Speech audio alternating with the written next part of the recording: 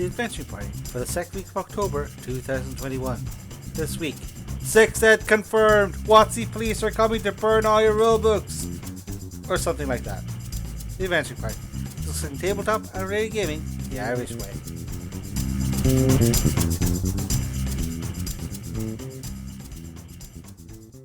Welcome to the party. I'm Warlord Scarr. I'm Eoin. I'm still Savage. And I'm Dave. And we have heard that there has been a celebration. A celebration of a certain market leader game. And apparently it is the thing to be timely about these things and not discuss it 4 months after it happens. So we figure we should bring this to you today. Yeah, we're trying to keep up to date with what all the cool kids are talking about, aren't we? And if you want to be a cool kid and you're role-playing these days, well, you're almost certainly celebrating D&D in all of its latest editions. And we can talk about latest editions now because we've got some inklings that there is something edition-like coming in the future. Yes. The WotC team led by Kevin Crawford and Chris Perkins have laid out their plan for the next 3 years leading up to D&D's 50th anniversary and what will happen in the meantime and where it's all going. And we're going to discuss it today. So we'll just go through the announcements in order and sort of build up a picture of what the anniversary release is. Yeah, see what they're drip feeding us. Well, the first drip is 2 to 3 drips over the next 2 years. They are promising us the return of classic settings. This is going to be, I believe it's 2 in 2022 and a third one in 2023 with possibly a new setting as well, but that's probably just going to be an adventure book. So, classic settings returning. Are they finally bowing to 10 years of pressure to print Greyhawk, or is it just going to be Planescape and Forgotten Realms again? I think Forgotten Realms and Dragonlance. Yeah, Dragonlance feels like a pretty safe bet. Yeah. Although, I'd say Greyhawk has an even chance given how much stuff they've lifted from it for, what was it, the Saltmarsh book? There's a lot of Greyhawk. I think there's going to be plenty of people with placards going, Dark Sun, it's Dark Sun's time, but we know that's not happening. Like, the system just doesn't. Well, they could do Dark Sun, but it'll be the thing is they detuthified Ravenloft. They pulled and it's just a theme park now, which is fine. Dark Sun would be it's deserty and a bit post-apocalyptic theme park, and that's fine. And that was the set of aesthetics they'd set it to, but they wouldn't actually inform on the mechanics in it, which is one of the bit which had real teeth in the older versions of the settings. I mean, you'd be going to Dragonlance, you'd still be playing gold pieces for stuff, and be like, oh, come on, lads, Yeah, by the time 2022 rolls round, if you want to fight over water and wonder where your next meal is coming from, you could probably just go outside and do that. Yeah, absolutely. Yeah. I do think Dragonlance is very likely. Forgotten Realms also likely, but please, just not the Sword Coast again. You did a Sword Coast. It'll be the Sword Coast again. But Baldur's Gate 3 will be properly out of that stage. It'll be the Sword Coast again. Because they can just mine all the concept art in the studio put together Baldur's Gate 3 for art for their book. This is very true. But they've already had a Sword Coast supplement. Technically, they've had 2 if you count Storm King's Thunder. There are other bits of Toril you could look at. Just go to Cormyr for a minute. It's right there. It has purple knights. Look, I mean, I didn't say Eberron because it's had 2 books in this cycle, but I wouldn't put it beyond them to do Eberron again. Where's the next Magic the Gathering card game going to lift from? That might tell you where they've done Harry Potter, which was nearly Harry Potter actually, but then they chickened out at the last minute. Innistrad, they're back to Innistrad at the moment. They were at Kamigawa again. Okay, so possibly, yeah. There's a separate studio doing 5th Ed LFR, so you don't know if we're going to do that. Dragonlance feels like the herd leader at this point, with the caveat that, well, Forgotten Realms is always there. Hey, they might do Forgotten Realms twice. They might do it, we do it again, Sword Coast rebooted. I'm curious what we're doing both these releases in formats they've never published products before. Yeah, that's a very weird way of phrasing that. Like, what format could be? Is it book to tape? IMAX? What? Vinyl. I don't know. I mean, if you assume what they mean is they're putting it out like they've never done in 5th ed before, then technically putting them out in soft cover would count. Yeah. That could mean anything. I'm not watching a stream to get the exact wording. So that could mean anything. So, like, it could be, they've done starter boxes, maybe it's going to be a folio, maybe it's going to be the old Dark Sun horizontal flip chart thing. Colouring book. I'm gonna call it a colouring book. They've done colouring books. That's true. But as a setting colouring book. Over under on which would be the weird choice. Would they do Planescape again, or will they do Spelljammer? They might do Spelljammer, but again, I mean, they... I don't see Planescape. I think it'd be too different. Dropped a lot of hints for Spelljammer in published material, going right the way back to the first few adventures. So, and who doesn't like a flying ship? Yeah. Yeah. Very sellable. But it doesn't have an award-winning game tied to it, so that's a knock against it. I would say one with good aesthetics and that doesn't have any challenging elements to it. I would say would be the way of it. Nothing too alien, and I think the Planescape and the Blood War is at times quite alien. I would say kind of a sort of a theme parky approach where this is they've done sort of the horror theme park. What's the other theme park you do? Do you do a sci-fi one? Yeah, I can see that being a decent sell. And this is the sci-fi D&D Spelljammer. Like, that's how I think of it. Yeah, that's the over for me. Moving on next, there's a small section here about how they are listening. Nothing makes me feel more loved than where a corporation tells me they're listening to my concerns. Yeah. Nothing makes me feel more reassured. When I was in college, there was this couple in our group. They hooked up, as you do in college, and they engaged in a weeks-long argument over whether they were listening or hearing each other, and this was amusing for the first week. But yes, yeah, we're listening doesn't actually mean we hear anything, and the corporate ear is always open. Just check your devices. They do bring up a few points that people have mentioned offhandedly about 5th Ed the past, and a claim that they're going to address. The first one is, of course, their newest adventure, Witch Beyond the Wildlight, I believe. Wild Beyond the Witchlight. I'd take either. Apparently, and we don't currently have copies to verify this firsthand, but apparently it is possible to pacifist run this game, that you can, with the right amount of role-playing and playing along with a weird fairy circus thing, get through it without having to, put people on the ground. Now, that is the vibe they're giving off, and that this is apparently something that they're putting in, that they're thinking of putting more emphasis on, is having more than just combat encounters in their adventures going forward. Now, people think that's likely to be a design ethos? They could stipulate that every adventure must be completable without fighting anybody. They could stipulate that. I think it'd be some work for the writers of the adventures, but it's doable in the right one without too much difficulty. It's more challenging in other ones. But you can do anything you want in an RPG. You can basically put this format in. If you're doing it, I would ask, why the devil are you playing D&D if you want to have a game that doesn't have fighting in it? Like, why in the name of God are you playing this? It does seem a bizarre choice from a game design point of view, because look at any of the 5th Ed character classes. Almost all of their abilities are focused on combat. I mean, whatever they say about 3 pillars, its combat is the big one, in reality. Well, the thing is that it's a bit of a non-starter from a game design perspective. From a marketing perspective, it can shine through, because, the actual answer most people say is, if you want a all-talky game, there are better games for that. But that's not what Hasbro marketing wants to hear. Hasbro marketing wants to hear our game can literally solve all RPG problems forever. The truth of that is immaterial in the face of a marketing division which probably has 10 times the budget of all of WotC put together. Yeah, no. Yeah.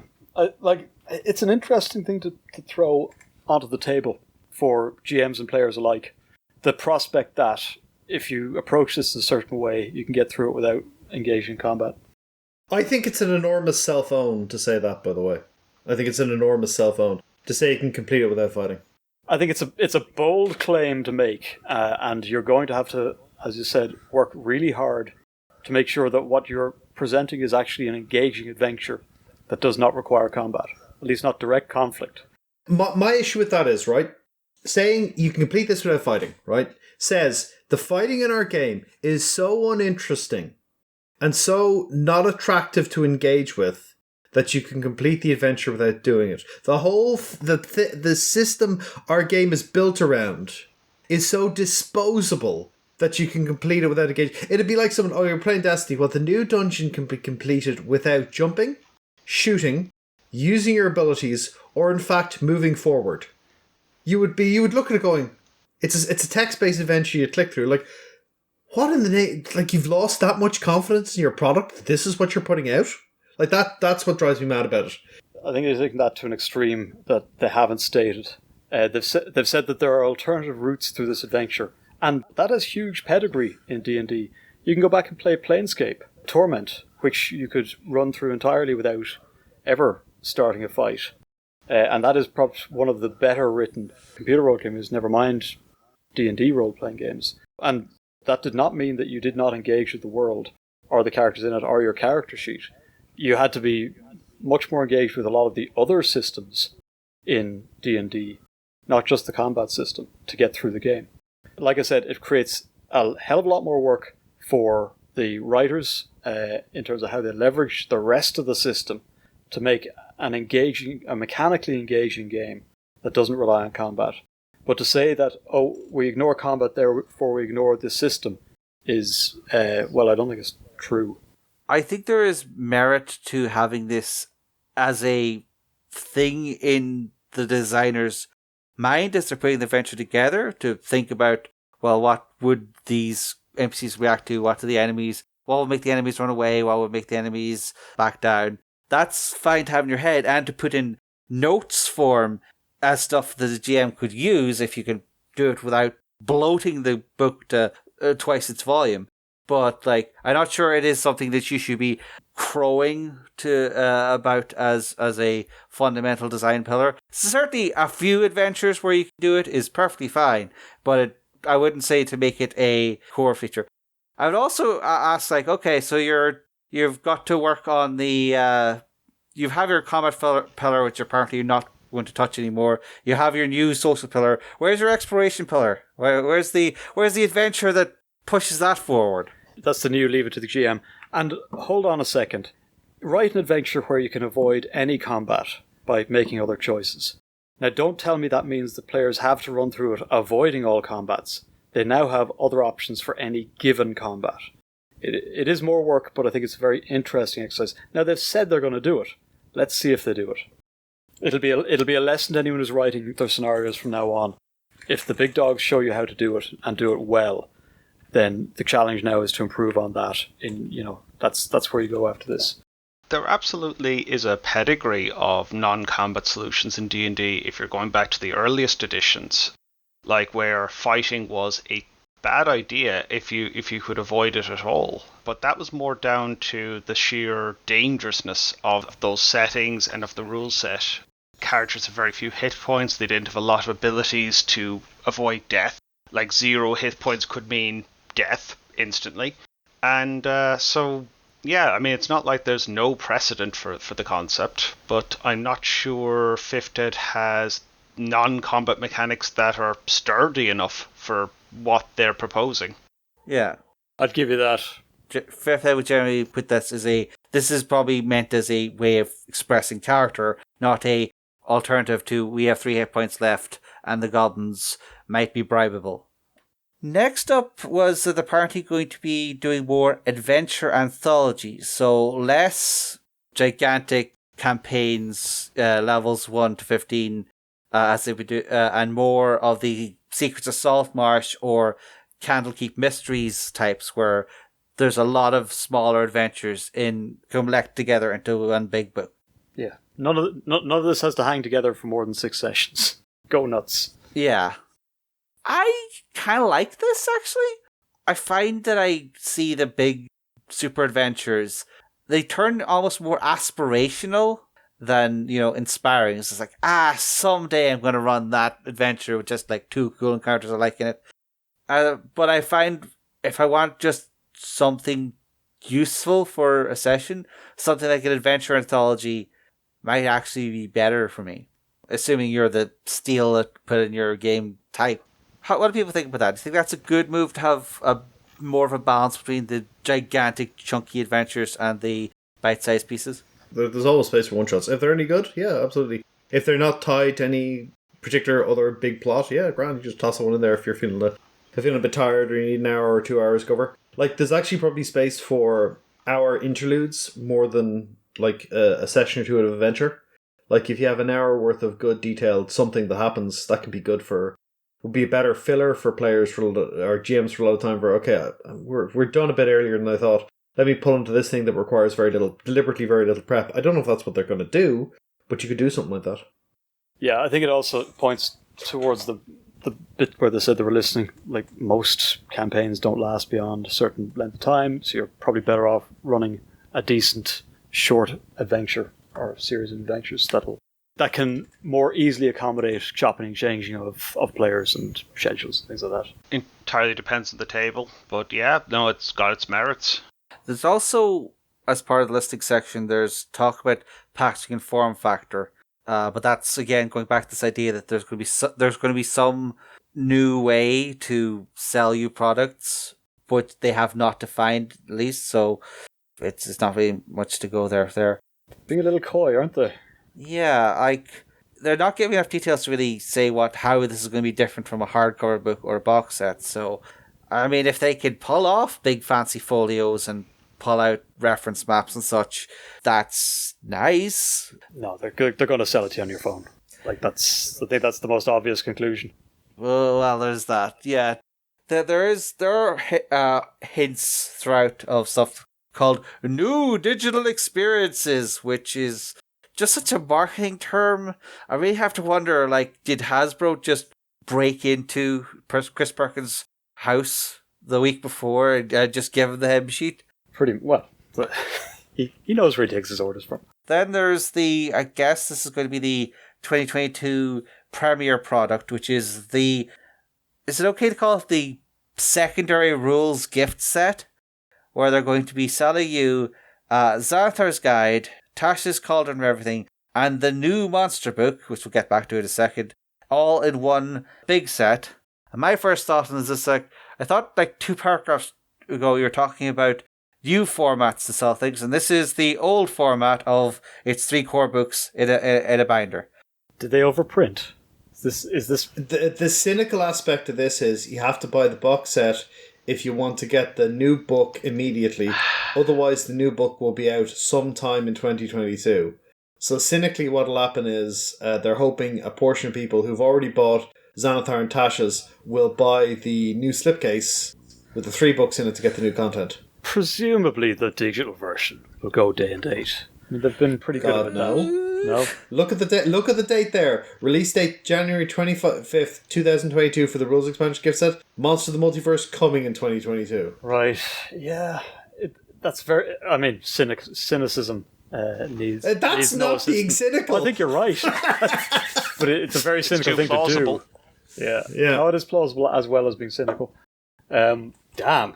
I do find it interesting though that in a minute we're like in 2024 there's going to be something that might make having rules expansions a little less relevant, but we'll get to that. But yeah, it is interesting to see like they've now gotten to the point nearly 8 years into the game's lifespan where they could finally, people want all of the, well, they feel marketing has run simulations saying that people want to have all of the rules expansions in a handy format, and apparently €150 gift set with slipcase is apparently the way people want to buy it.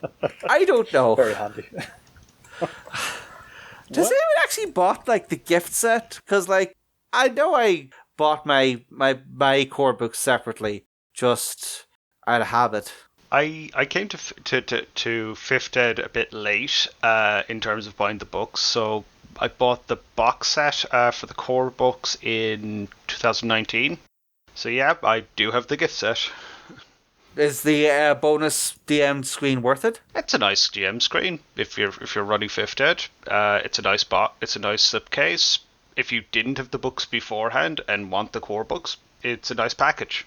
I guess I'm just not sure that there's people who don't already have Xanathar's or Andor Tasha, but are desperately looking for them as rules expansion content. Because I imagine if you're that kind of person, you don't really want rules expansion content that hard. Well, yeah. This is where the whole exercise becomes somewhat snake eating its tail. Ouroborosian, perhaps?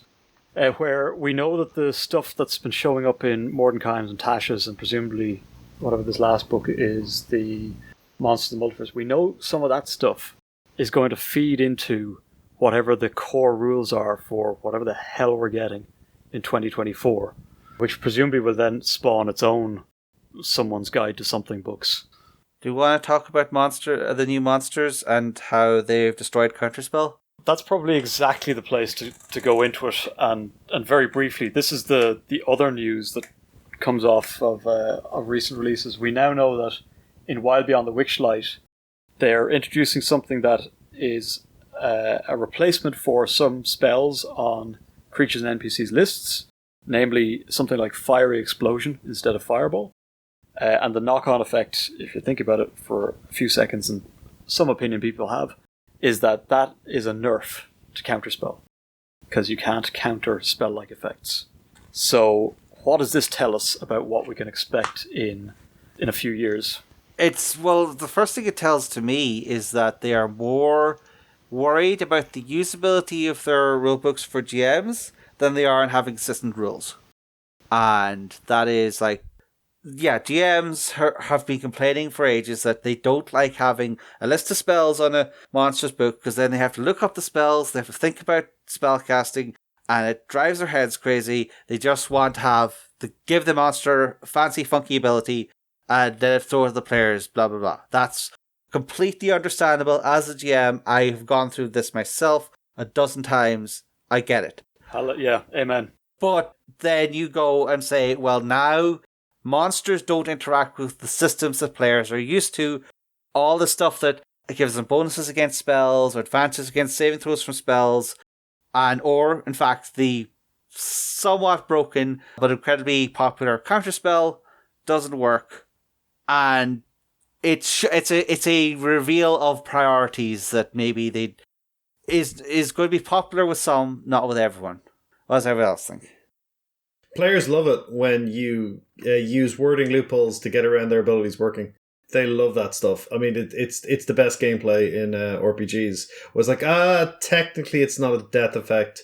It's merely an effect that kills you through use of powerful death magic. It's not a death effect though. You don't get your bonus against that. Yeah. People love that stuff. They love it. It's great when you get into a minutiae of a rules argument and you check Twitter in the middle of the game to find out was that a spell or a spell-like effect that instead doesn't count as a spell. It's amazing stuff. Well, they're being very explicit here now, and it is clearly going in the GM's direction. Dave, any thoughts? Yeah, I don't like basically arguing against player abilities mattering because of minutiae like that. Like it's somewhat being sprung on people, I think, as in they've had about 10 years of having counterspell available, and now it's just gone.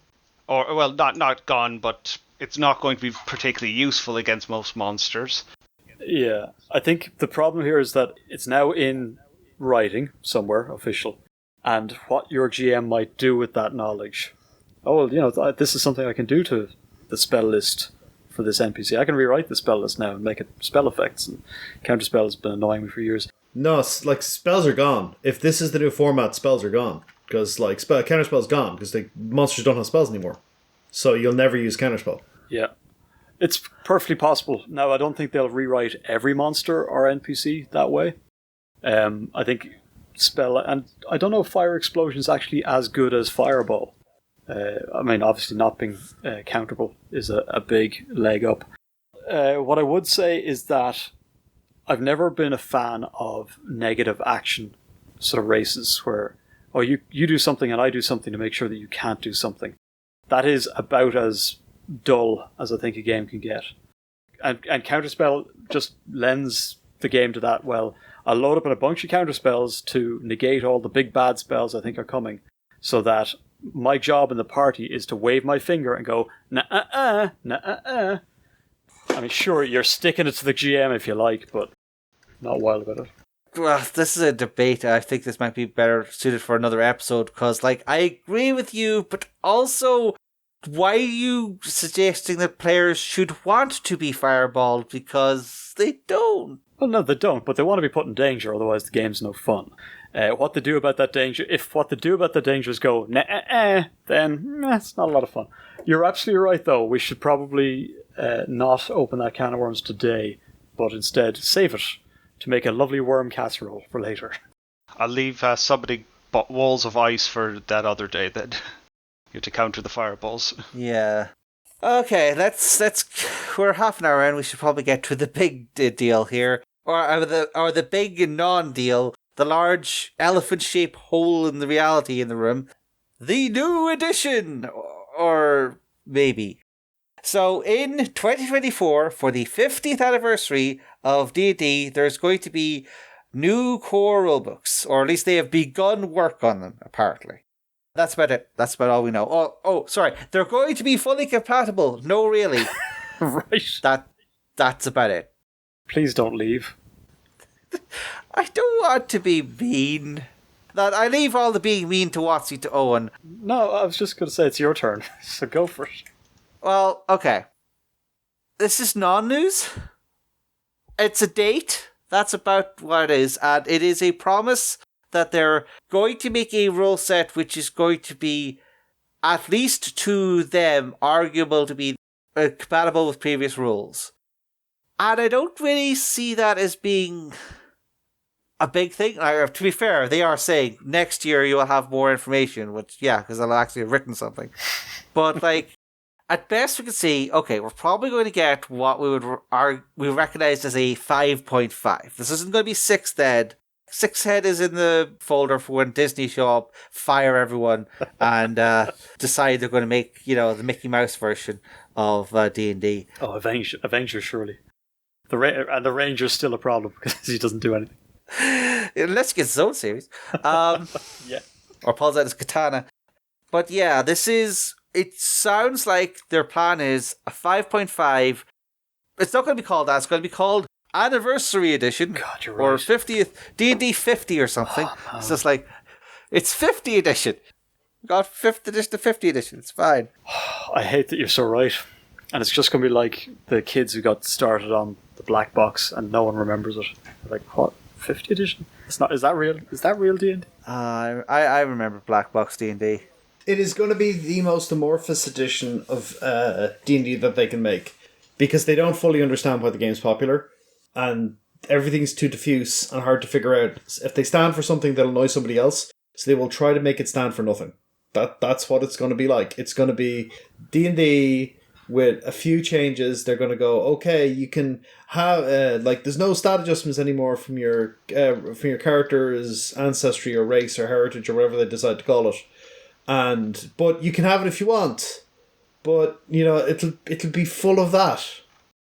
I don't think you're going to see people expecting, oh my god, this is going to revise combat and change everything. I do not think that's what this is. I think this is a couple of notional changes to make it a bit more amorphous, and you can build whatever you want out of it, and not really have much strong, not really a strong authorial voice, not really a strong intention for how the game is played or what play experience you can get out of the game. It will try to be everything, all things to all men. I think that's what you're going to end up with. Yeah, unfortunately, probably true. I mean, you could argue it's not his job to be quite so defined, given its broad appeal, and they look to broaden that appeal all the time. Yeah, like I've largely got to the point where I don't think D&D thinks of itself as a game that needs to be good, but rather as a game that needs to be the market leader, and thus it does market leader things, not good things. I mean, the best we can do is we can extrapolate from what else has been in the celebration to get an idea of where the direction is heading. We have more emphasis on settings, so like a whole bunch of different settings, all of which work on the same thing. More adventures, but with more flexibility, and the monsters are all going to have the little cool things that they do, and the game is going to be about, your PC takes that cool thing on the nose, yes, you have to start making saving throws. So, what do we get from that is that it's a game about delivering experiences. Are we suggesting that this is sort of turning into sort of more of a content delivery style of game, where it's more about, well, this game will let us make more adventures, more supplements, and let us keep pushing them out?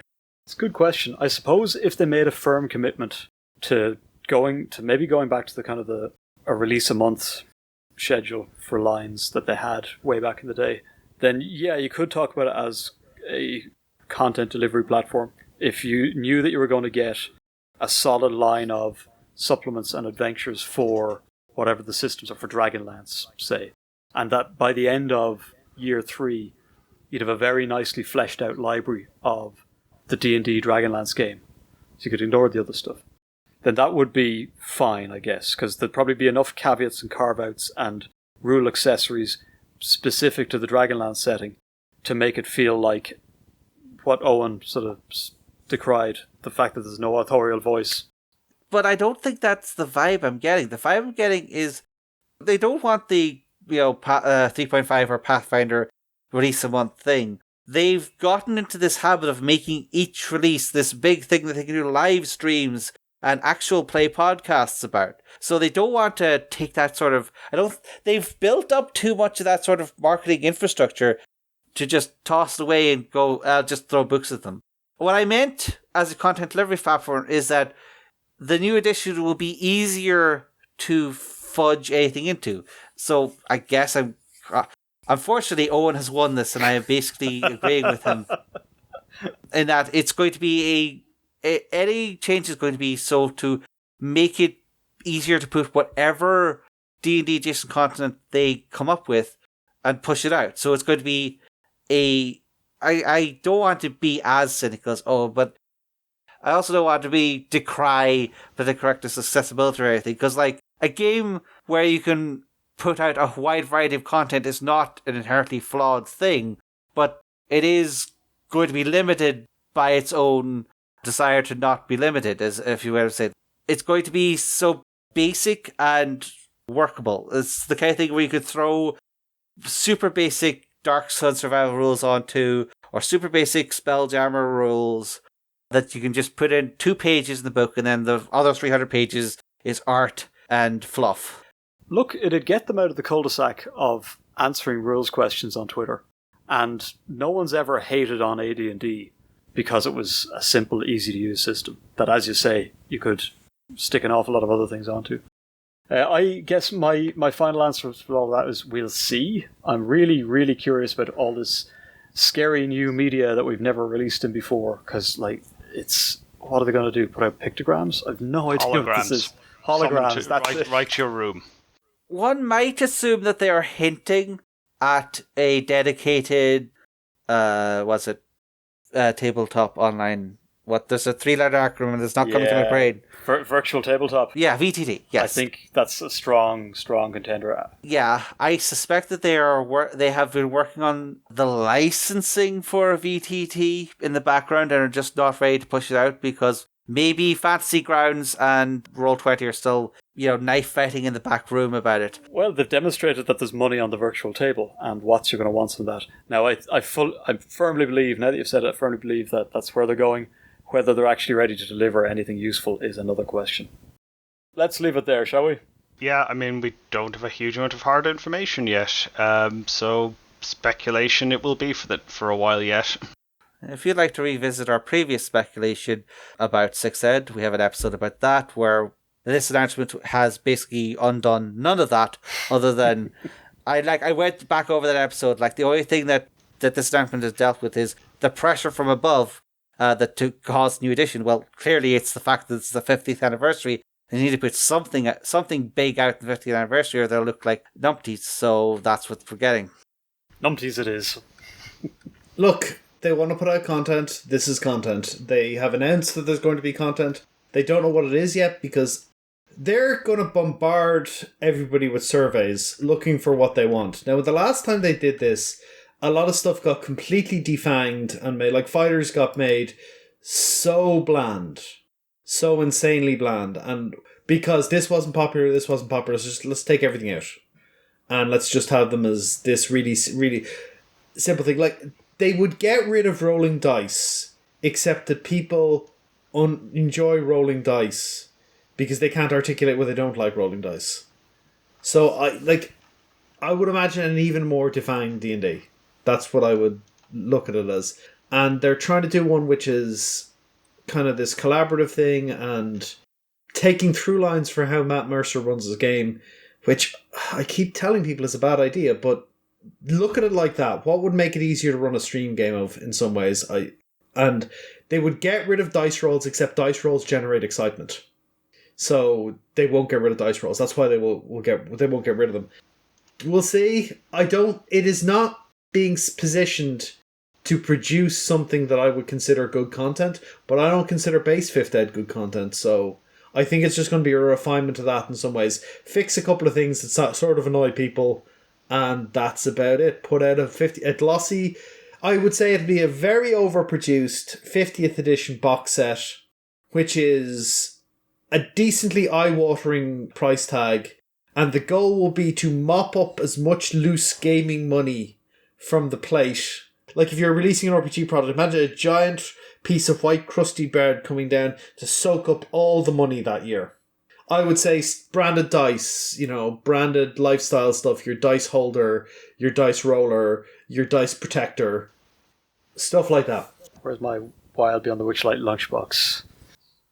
Right, let us make an unholy pact, gentlemen, that as we go into the last few months of this year, we turn our attention instead to Pathfinder, or 13th Age, or someone with a regular release, Chaosium's release schedule, until the Lords of the Wizards of the Coast can come through with more substantial information. We should probably stop beating our chests in speculation about what they might do, and instead give our listeners a taste of what else is going on as we head to Christmas. Because Lord knows we're going to need some ideas for gifts, right? Mm-hmm. So with that, tune in next week for probably our last, fingers crossed, large amount of D&D content as we go into episode 666.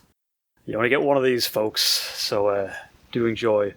But until then, and until we are summoned together again, this party's over.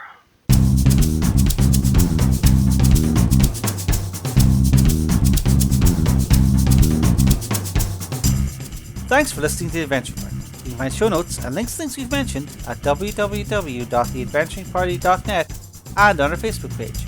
You can leave comments there, or talk to our Twitter account at AdventuringPTY, or you can record a voice message at www.speakpipe.com/theadventuringparty. We can also be contacted directly by email at party@theadventuringparty.net. If you'd like to be in touch with the party all the time, come join our Discord server, link in the show notes. The Adventuring Party is released under a Creative Commons Attribution Non-Commercial Share Alike and Version 3 license.